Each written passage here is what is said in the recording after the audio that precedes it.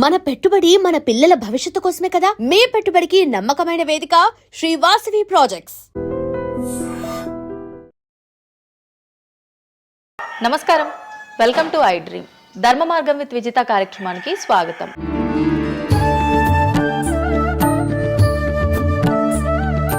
ప్రస్తుతం మనతో పాటు ఉన్నారు ప్రముఖ జ్యోతిష్యులు వేణుస్వామి గారు. ఇప్పుడు వారితో మాట్లాడి మరిన్ని విషయాలు తెలుసుకుందాం. ముఖ్యంగా మనకెన్నో సందేహాలు ఉంటూ ఉంటాయి, వాటి గురించి అడిగి తెలుసుకునే ప్రయత్నం చేద్దాం. నమస్కారం అండి. నమస్తే తల్లి. ఓం నమో వెంకటేశాయ. వెంకటాద్రి సంస్థానం బ్రహ్మాండే నాశకించిన వెంకటేశ సమోదేవో నా భూతో నా భవిష్యతి. ఇప్పటి వరకు కూడా రకరకాల విపత్తులు అయితే మనం చూసాం. గత ఉగాది మన కొత్త సంవత్సరం నుంచి కూడా ఇప్పటి వరకు చాలా విపత్తులు చూసినాం. అంటే పంచభూతాల్లో ఒక్కొక్కటి ఒక్కొక్క ప్రళయంగా, అగ్ని ద్వారా కావచ్చు, గాలి ద్వారా కావచ్చు, రకరకాలుగా. ఇప్పుడు ఈ గ్రహాల మార్పుల వల్ల ఏవో రాబోతున్నాయని, మొన్న రీసెంట్గా బ్రహ్మంగారి ఇల్లు కూలింది అని, అంటే ఎక్కడ ఏ మూలన ఏం జరిగినా కూడా దాన్ని ప్రతి ఒక్కదానికి లింక్ చేసి దానివల్ల ఏదో దుష్ప్రభావాలు రాబోతున్నాయి, దీనివల్ల ఇబ్బందులు పడబోతున్నారని చెప్పి చెప్తున్నారు. మరి ఈ 2026 మనమైతే ఉగాది నుంచి చూసుకుంటాం, కానీ ఆంగ్ల నూతన సంవత్సరం రాబోతోంది. దీని ద్వారా మనకు ఉగాది వరకు ఈ మధ్య కాలంలో ఎలా ఉండబోతోంది, గ్రహాలు రాశుల పరంగా చూసుకుంటే, పంచభూతాల పరంగా చూసుకుంటే, తర్వాత మనకి సంవత్సరం మారిన తర్వాత ఎలా ఉండబోతోంది. 20 నిమిషాలు ఆడుకుందామనే ప్రయత్నం చేసిన నీకు ఇప్పుడు చిన్న ఫినిషింగ్ టచ్ ఇస్తా. అసలు నువ్వు జనవరి 1కు ముందు నా దగ్గరికి ఇంటర్వ్యూకి ఎందుకు వచ్చినావు? ఎందుకు రావు? ఉగాది కదా నువ్వు రావాలి. ఉగాదిది సపరేట్, అప్పుడు కొత్త పంచాంగం దృష్ట్యా ఇది సపరేట్. క్వశ్చన్ లేదు. ఎందుకని? తప్పు. దీనికి ఆన్సర్ చెప్పినాకనే ముందరకు పోవాలి మనం.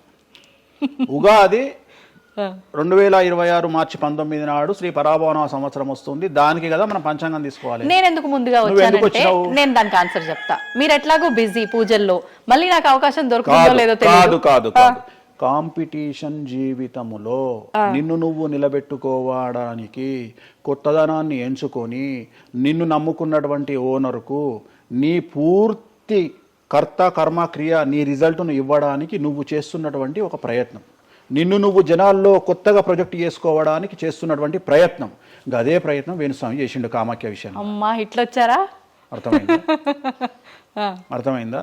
కాబట్టి జనాల్లో కొత్తదానంలో కొత్తగా వస్తే నువ్వు గదే యాంకరింగ్ నేర్చుకున్నావు, గాయన గదే అడ్వకేట్ చదువుకుండు, గా టీవీ ఛానల్ గదే చేసింది. మరి గా టీవీ ఛానల్ ఏమో ప్రైమ్ టైం స్లాట్ 2 లక్షలు ఎట్లా పోతుంది? పనికి వాళ్ళ చిన్న ఛానల్ 2000 ఎందుకు పోతుంది అంటే, వాళ్ళు కష్టపడడానికి వాళ్ళు చేసిన స్టింగ్ ఆపరేషన్లు కావచ్చు, వాళ్ళు జీవితాన్ని నాశనం చేసిన విధానం కావచ్చు, వాళ్ళకి ఆ పేరు వచ్చింది.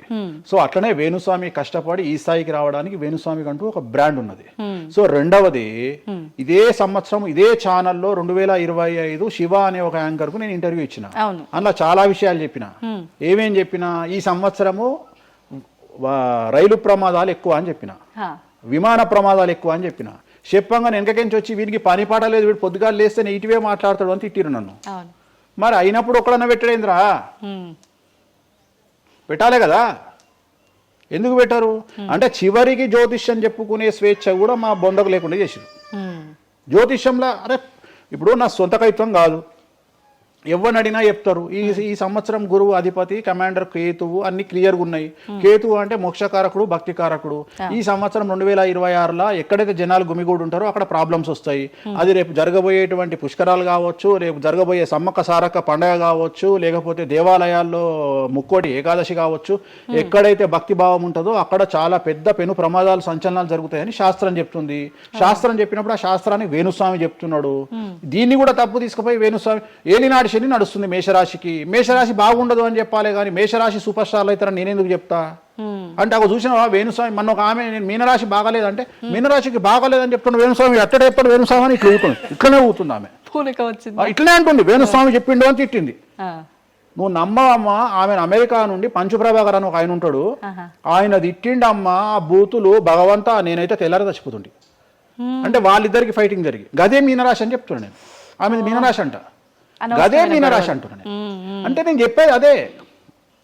నేను చెప్పేది ఫస్ట్ శనీశ్వరుడు కాదు, శనేశ్వరుడు.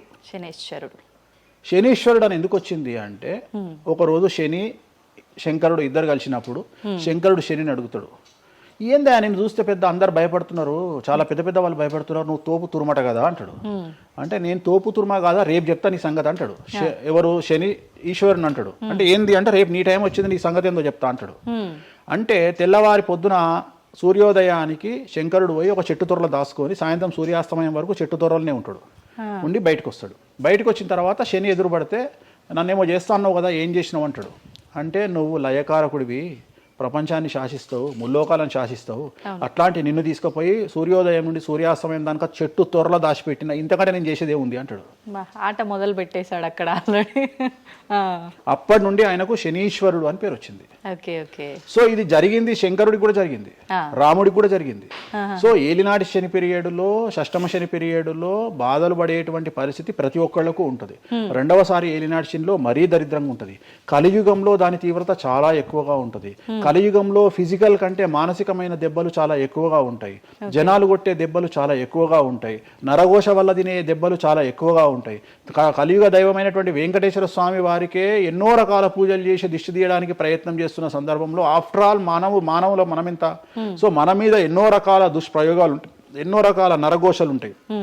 సో ఇవన్నీ జనాలకు తెలియజేయాల్సిన బాధ్యత ఒరిజినల్ పండితుడిగా, ఒరిజినల్ జ్యోతిష్కుడిగా నా మీద ఉంది. సో సొంత కవిత్వము జనాలకు పాజిటివ్గా చెప్పడానికి నేనేమి ఏమో అంటారు కదా, వ్యక్తిగత ఏదో అంటారు వాళ్ళను, వ్యక్తిగతంగా కౌన్సిలింగ్ ఇచ్చేటువంటి వాడిని కాదు నేను.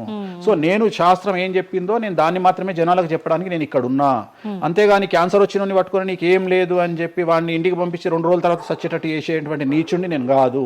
క్యాన్సర్ వస్తే క్యాన్సర్ వచ్చింది, ధైర్యంగా బతుకు, ఇంకా బతుకు, నీ కోరికలు తీర్చుకో, అన్ని కోరికలు తీసుకొని సావు అని చెప్తా. రెండవది, అన్ని తిని 60 ఏళ్ళు పోతే ఏం తినకుండా 80 ఏళ్ళు బతికితే లాభం లేదు. సో కలియుగంలో ఇవన్నీ సమస్యలు చాలా తీవ్రంగా ఉంటాయి. భార్యాభర్త కారులో పోతే పక్కింటోడు ఏడిస్తొస్తాడు, మంచి కారు కొనుక్కుంటే ఏడిస్తొస్తాడు, ఒక పిల్లగాడు మంచి ఉత్తీర్ణత శాతంలో పాస్ అయితే ఏడిస్తొస్తారు, మంచి ఉద్యోగం వస్తే ఏడిస్తొస్తారు, ఒక పొలిటికల్ బాగుంటే సస్తాడు, ఒక యాంకర్కు డబ్బులు వస్తే సస్తాడు. సో ప్రతి దగ్గర ఏడుపు ఏడుపు ఏడుపు, జలసు అనేటువంటిది రాజ్యమేలుతున్నటువంటి సందర్భంలో తెలుగు రాష్ట్రాలలో అది పీక్ స్థాయిలో ఉండేటువంటి పరిస్థితులలో నిజాలు చెప్పి జనాలని భయానికి దూరంగా ఉంచాల్సినటువంటి బాధ్యత నాది, జరగబోయే నష్టం నుండి కాపాడాల్సినటువంటి బాధ్యత నాది అని ఇంతమంది రాళ్ళేసినా, ఇంత చెండాల పనులు చేసినా, వ్యక్తిగతంగా నన్ను విమర్శలు చేసినా నేను ఎవరిని వ్యక్తిగతంగా విమర్శించడం లేదు. ఎందుకంటే ప్రతి ఒక్కడి ముడి కింద ఖచ్చితంగా సమస్యలు ఉంటాయి. ఈ శుద్ధపూస ఎవడూ కాదు. నాకంటూ నెల రోజులు పక్కకు తీస్తే ఒక్కొక్కటి జాతకాలు చెప్పగలుగుతా అందరివి. నేను వాటి జోలికి బోదలుచుకోవట్లేదు. శాస్త్రం ఏం చెప్పిందో శాస్త్ర ప్రామాణికంగా నేను జనాలకు తెలియజేయాలని కోరుకుంటున్నా. సో లాస్ట్ ఇయర్ ఎట్లా జరుగుతుందో 2025లో అనుభవించిన కష్టం కంటే 2026 ఎక్కువ, 2026 కంటే 27 ఎక్కువ, 27 కంటే 28 ఎక్కువ. 2025 నుండి 28 వరకు సమాజంలో ప్రకృతిలో జరిగే సంఘటనల తీవ్రత చాలా ఎక్కువగా ఉండబోతా ఉంది. ప్రకృతి పరంగా, సామాజికంగా, అగ్ని ప్రమాదాల పరంగా, వాహన ప్రయాణాల ప్రమాదంగా చాలా రకాల సమస్యలు ఈ సంవత్సరం ఉండబోతున్నాయి.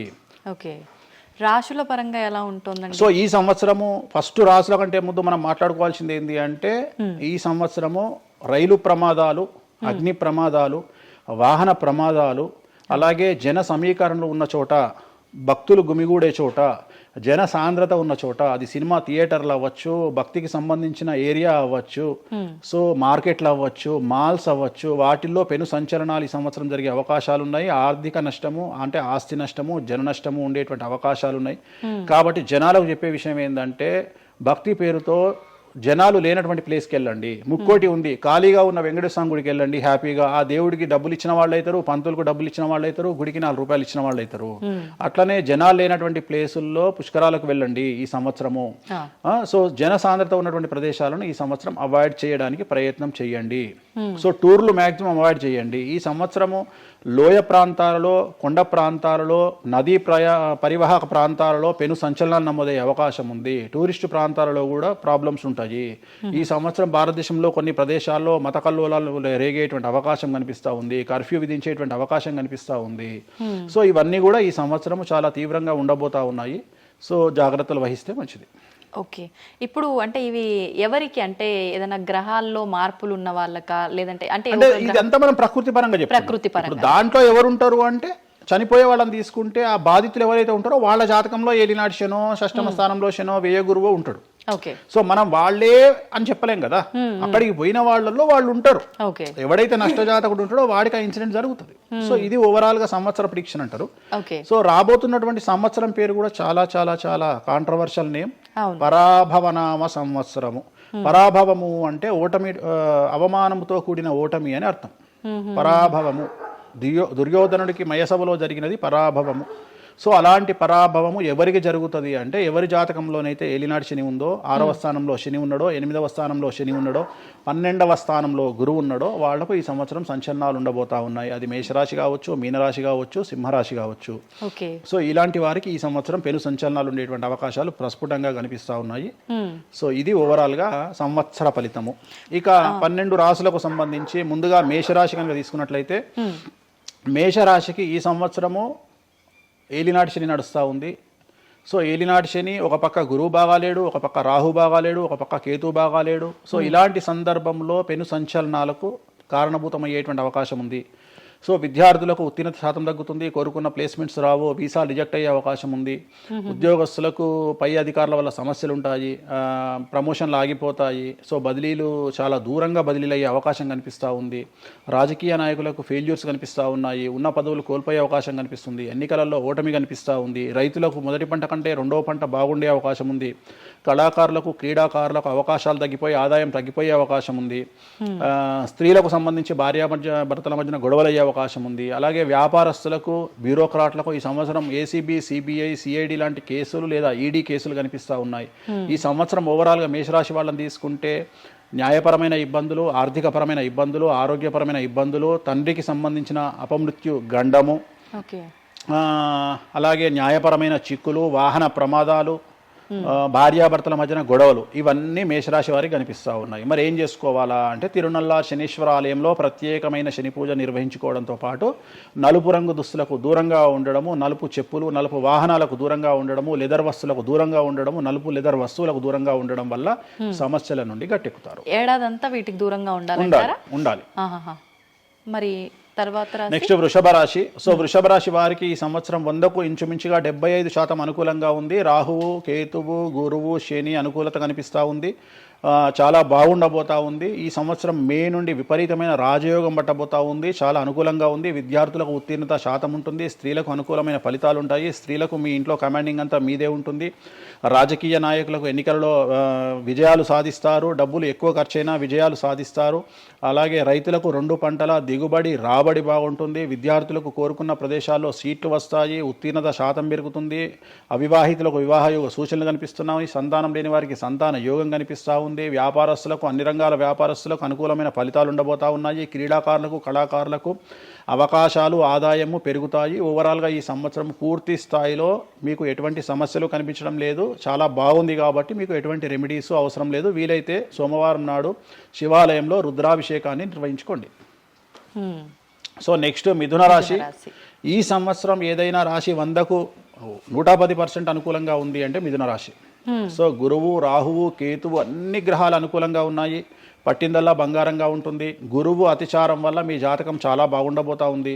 గత 10 సంవత్సరాల నుండి మీరు పడుతున్నటువంటి కష్టాలన్నీ తొలగిపోయే అవకాశాలు కనిపిస్తూ ఉన్నాయి. సో కొత్త స్పీడ్తో ముందుకు వెళ్ళండి. కొత్త ఆలోచనలు చేయండి. ఎంత గొప్పగా జీవితంలో ముందుకెళ్లాలో ప్లాన్ చేయండి. చాలా గొప్పగా ఆలోచించండి. చిన్నగా ఆలోచన చేయకండి. గురువు విపరీత రాజయోగాన్ని ఇవ్వబోతా ఉన్నాడు. దైవబలం మీకు అనుకూలంగా ఉంది. గురుబలం మీకు అనుకూలంగా ఉంది. శనిబలం మీకు అనుకూలంగా ఉంది. కాబట్టి కొత్త వ్యాపారాలు ప్రారంభించండి. విపరీతమైనటువంటి చాలా గొప్పగా కలలు కనండి. ఆ కలలను సాకారం చేసుకునే దిశగా ప్రయాణం చేయండి. విద్యార్థులకు అనుకూలంగా ఉంది. ఉద్యోగస్తులకు అనుకూలంగా ఉంది. వ్యాపారస్తులకు అనుకూలంగా ఉంది. రైతులకు 2 పంటలు అనుకూలంగా ఉంది. సో ప్రతి వాళ్ళు చెరువులు, తర్వాత చేపల చెరువులు, రొయ్యల చెరువులు పండించే వాళ్ళకు అనుకూలంగా ఉంది. పౌల్ట్రీ ఫామ్ వాళ్ళకు అనుకూలంగా ఉంది. రాజకీయ రంగం వారికి అనుకూలంగా ప్రజల్లో మంచి మార్పులు కనిపిస్తూ ఉన్నాయి. స్త్రీలకు మీదే కమాండింగ్గా ఉంటుంది. కుటుంబంలో మీరు ఏం చెప్తే అది జరిగేటువంటి అవకాశాలు కనిపిస్తూ ఉన్నాయి. సో మిథున రాశి వారికి పూర్తి స్థాయిలో అనుకూలంగా ఉంది. ఎటువంటి రెమెడీస్, ఎటువంటి పూజలు అవసరం లేదు. అద్భుతమైతే వీళ్ళది. నెక్స్ట్ కర్కాటక రాశి. సో నెక్స్ట్ కర్కాటక రాశి. సో కర్కాటక రాశి వారికి కూడా ఇంచుమించు 90% అనుకూలంగా ఉంది. కాకపోతే ఇక్కడ ఉన్న సమస్య ఏంటి అంటే మే వరకు 2026 మే వరకు కొద్దిగా వీళ్ళకు గురువు 12వ ఇంట్లో ఉన్నాడు కాబట్టి కాళ్ళు చేతులు విరిగే అవకాశం ఉంది, దెబ్బలు తగిలించుకునే అవకాశం కనిపిస్తూ ఉంది. జాగ్రత్తగా ఉండండి. సాధ్యమైనంత వరకు yellow colour, lemon yellow colour దుస్తులు ధరించే ప్రయత్నం చేయండి. చాలా అనుకూలంగా ఉండబోతా ఉంది. రాజకీయ రంగంలో ఉండే వాళ్లకు విపరీతమైనటువంటి విజయాలు సిద్ధిస్తాయి. జనాల్లో అనుకూలమైన వాతావరణం ఉంటుంది. వ్యాపారస్తులకు విశేషించి అనుకూలంగా ఉంటుంది. విద్యార్థులకు అనుకూలంగా ఉంటుంది. అలాగే రైతులకు అనుకూలంగా ఉంటుంది. కళాకారులకు, క్రీడాకారులకు మరీ అనుకూలంగా ఉంటుంది. కాకపోతే ఓవరాల్గా కర్కాటక రాశి వారికి ఈ సంవత్సరం కొద్దిగా శత్రువుల యొక్క బెడద ఒక 10% కనిపిస్తూ ఉంది. కానీ శత్రువులను పట్టించుకోకండి. శని బలం వల్ల వాళ్ళు ఎంత ప్రయత్నాలు చేసినా, రాహు బలం వల్ల వాళ్ళు ఎంత ప్రయత్నాలు చేసినా మిమ్మల్ని ఎవరు ఏమీ చేయలేరు. సో మీరు చేయాల్సింది ప్రతి గురువారం నాడు లెమన్ ఎల్లో దుస్తులు ధరించే ప్రయత్నం చేయండి. అలాగే శ్రీకాళహస్తిలో గురు దక్షిణామూర్తి వద్ద గురువారం నాడు గురుహోరలో గురువుకు అంటే దక్షిణామూర్తికి అష్టోత్తర పూజ చేయించుకోండి. అలాగే పసుపు రంగు పువ్వు ఏదైనా ఉంటే అక్కడ నుండి తెచ్చుకొని ఇంట్లో పెట్టుకోండి. మీకు అనుకూలమైన ఫలితాలు ఉంటాయి. అంటే శని వీళ్ళకి ఫేవర్గా ఉన్నాడా? అంటే శని వీళ్ళకి చాలా ఫేవర్గా ఉన్నాడు. రాహు ఫేవర్గా ఉన్నాడు. కేతు ఫేవర్గా ఉన్నాడు. మే నుండి గురువు కూడా ఫేవర్గా ఉంటాడు. అది ఉన్న చిన్న చిన్న ఇబ్బందులకు కూడా ఏమైనా దానాలు అలాంటివి అదే మనం చెప్పినాం. ఎందుకు గురువు లెమన్ ఎల్లో కలర్ గురువుకు దక్షిణామూర్తి సరిపోతుంది. ఇంకా అవసరం లేదు, దానాలు అవసరం లేదు. మరి తదుపరి రాశి సో నెక్స్ట్ సింహరాశి. సింహరాశికి ఈ సంవత్సరం అష్టమ శని నడుస్తూ ఉంది. గురువు వ్యతిరేకమైన ఫలితాలు. రాహు కేతువు చాలా నెగిటివ్గా ఉన్నారు. సో ఇంచుమించుగా 4 గ్రహాలు వ్యతిరేకమైన దిశలో ఉన్నాయి. అష్టమ శని అంటే తల్లికి ఆరోగ్యపరమైన ఇబ్బందులు ఉంటాయి, మానసికమైన ఇబ్బందులు ఉంటాయి, శారీరకమైనటువంటి అనారోగ్య సమస్యలు ఉంటాయి. అలాగే ఆర్థికపరమైన ఇబ్బందులు, న్యాయపరమైన చికాకులు ఉంటాయి. జాగ్రత్తగా ఉండండి. నలుపు రంగు దుస్తులకు దూరంగా ఉండండి. విద్యార్థులకు సమస్యలు, ఉద్యోగస్తులకు సమస్యలు, వ్యాపారస్తులకు సమస్యలు, ఈడీ కేసులు, పోలీస్ కేసులు, బ్యూరోక్రాట్స్కు సిబిఐ కేసులు, రైతులకు పంటల దిగుబడిలో నష్టము, కళాకారులకు, క్రీడాకారులకు వాళ్ళ అవకాశాలను ఇతరులు దక్కించుకునేటువంటి అవకాశం కనిపిస్తూ ఉంది. స్త్రీలకు భార్యాభర్తల మధ్యన గొడవలు. సో ఓవరాల్గా సింహరాశి వారికి ఏ రంగంలో వారైనా సమస్యలు కనిపిస్తూ ఉన్నాయి. అష్టమ శని ప్రభావం కనిపిస్తూ ఉంది కాబట్టి నలుపు రంగు దుస్తులకు దూరంగా ఉండండి. తిరునల్లార్ శనీశ్వర ఆలయంలో ప్రత్యేకమైన శని పూజను నిర్వహించుకోవడం ద్వారా సమస్యల నుండి గట్టెక్కుతారు. ఓకే. సో నెక్స్ట్ కన్యారాశి. ఈ సంవత్సరం కన్యారాశి వారికి ఇంచుమించు 75% అనుకూలంగా ఉండబోతా ఉంది. శని, అలాగే కుజుడు, రాహువు, కేతువు, గురువు అనుకూలతల వల్ల చాలా చాలా అనుకూలంగా ఉండబోతా ఉంది. ఒకే ఒక్క సమస్య ఈ సంవత్సరం ఉండేది, భార్యాభర్తల మధ్యన ఈగోలు కానీ క్లాషెస్ కానీ వచ్చే అవకాశం ఉంది. సో కాంప్రమైజ్ అవ్వడానికి ప్రయత్నించండి. భార్య దగ్గర భర్త, భర్త దగ్గర భార్య, కాంప్రమైజ్ అవ్వండి. ఈగోలకు పోవద్దు, జెలస్లకు పోవద్దు. ఆర్థికపరమైన అంశాల్లో జాగ్రత్తగా ఉండండి. విద్యార్థులకు అనుకూలత కనిపిస్తూ ఉంది. రాజకీయ నాయకులకు అనుకూలత కనిపిస్తూ ఉంది. వ్యాపారస్తులకు, కళాకారులకు, క్రీడాకారులకు విశేషమైన యోగం లభించబోతూ ఉంది. న్యాయస్థానాల్లో పనిచేసే వాళ్లకు, న్యాయ సంబంధమైన వృత్తిలో ఉండే వాళ్లకు అనుకూలమైన ఫలితాలు ఉండబోతూ ఉన్నాయి. స్త్రీలకు విశేషించి అనుకూలంగా ఉండబోతూ ఉంది. సో ఈ సంవత్సరం కన్యారాశి వారికి పూర్తిగా అనుకూలమైనటువంటి ఫలితాలు కనిపిస్తూ ఉన్నాయి. వీరు చేయాల్సినటువంటి రెమెడీ, సోమవారం నాడు రుద్రాభిషేకాన్ని శివాలయంలో నిర్వహించండి. సమస్యల నుండి గట్టెక్కుతారు. సో నెక్స్ట్ తులారాశి. తులారాశి వారికి షష్టమ స్థానంలో శని కనిపిస్తూ ఉన్నాడు. కాకపోతే గురువు విపరీత రాజయోగాన్ని ఇవ్వబోతా ఉన్నాడు. వీళ్ళకి గురు బలము మరియు దైవ బలం అనుకూలంగా ఉండడం వల్ల మీ జీవితాన్ని కొత్తగా ప్రొజెక్ట్ చేసుకునేటువంటి అవకాశం మీకు దేవుడు కల్పిస్తూ ఉన్నాడు. ముందుకు వెళ్ళే ప్రయత్నం చేయండి. చాలా కొత్తగా మిమ్మల్ని మీరు ఆవిష్కరించుకునే ప్రయత్నం చేయండి. మిమ్మల్ని మీరు కొత్తగా సమాజానికి చూపించుకోండి. దానివల్ల మీ ఆలోచనలు మార్చుకోండి. చాలా గొప్పగా థింక్ చేయండి. గొప్పగా కలలు కనండి. వాటిని సాకారం చేసుకోండి. గురువు అనుకూలంగా ఉన్నాడు. కాకపోతే కుటుంబంలో పెను సంచలనం జరిగే అవకాశం కనిపిస్తూ ఉంది. 6వ స్థానము భాగ్యానికి మరియు శత్రుత్వానికి కారకుడు కాబట్టి శని వల్ల సంచలనం జరిగే అవకాశం ఉంది. విద్యార్థులు, ఉద్యోగస్తులు, వ్యాపారస్తులు, కళాకారులు, క్రీడాకారులు, రైతులు, అలాగే రాజకీయ నాయకులు ఎవరైనా సరే వాళ్ళ జీవితంలో ఏదో ఒక పెను సంచలనం జరిగే అవకాశం కనిపిస్తూ ఉంది. నలుపు రంగు దుస్తులకు దూరంగా ఉండండి. తిరునల్లార్ శనీశ్వర ఆలయంలో ప్రత్యేకమైన శని పూజ నిర్వహించడం ద్వారా సమస్యల నుండి బయటపడతారు. నెక్స్ట్ వృశ్చిక రాశి. వృశ్చిక రాశి వారికి అర్ధాష్టమ శని వెళ్ళిపోయింది. శని, గురువులు అనుకూలంగా ఉన్నారు. రాహు, కేతువులు అనుకూలంగా ఉన్నారు. కళాకారులు, క్రీడాకారులు, ఉద్యోగస్తులు, విద్యార్థులు, వ్యాపారస్తులు, రైతులు, రాజకీయ నాయకులు, స్త్రీలు, అన్ని రంగాల వారికి పూర్తిగా 100కి 100% అనుకూలంగా ఉన్నటువంటి రాశి వృశ్చిక రాశి. పూర్తి స్థాయిలో విశాఖ 4, అనురాధ 1, 2, 3, 4, జ్యేష్ఠ 1, 2, 3, 4, 9 పాదాల వారికి విశేషించి రాజయోగంగా భావించాల్సి ఉంటుంది. మే వరకు విపరీత రాజయోగం కనిపిస్తూ ఉంది. మే తదుపరి కూడా అనుకూలమైన ఫలితాలను పొందుతారు. కాబట్టి వీరికి ఎటువంటి రెమెడీస్, ఎటువంటి పూజలు అవసరం లేదు.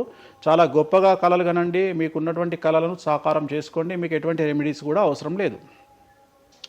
నెక్స్ట్ ధనుసు రాశి వారికి అర్ధాష్టమ శని నడుస్తూ ఉంది. అర్ధాష్టమ శని అనేటువంటిది డబ్బులను అధికంగా ఇచ్చి ఆ డబ్బుల ద్వారా సమస్యలు తెచ్చేటువంటి ఒక పరిస్థితి.